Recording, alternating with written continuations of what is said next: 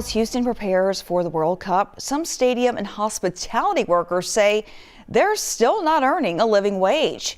They rallied outside Shell Energy Stadium last night calling for higher pay.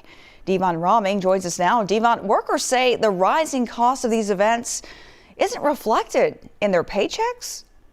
Well, many of the workers who gathered out here on Wednesday night say that even though prices for things like drinks and concessions have gone up, they say that that's not factoring into their wages and the struggle when it comes to the cost of living here in the city of Houston. Thinking about the workers? More than a dozen stadium, airport, and hospitality workers gathered outside Shell Energy Stadium Wednesday evening ahead of a soccer match calling for the city's respect.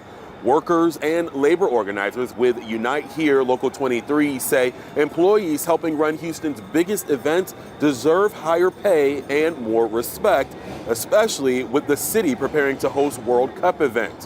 One worker who's been employed at stadiums for more than 2 decades says her hourly pay increased to $10 an hour just a couple years ago.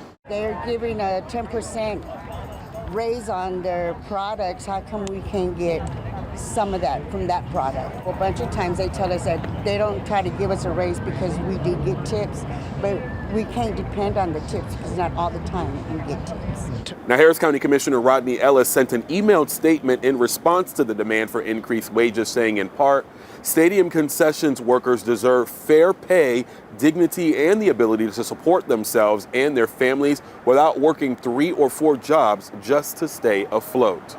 Now, with all that being said, union leaders say they are not planning to strike during the World Cup games. They simply are just wanting to bring awareness to the issues leading up to the big games. In Edo, Devon Roming, KHOU 11 News.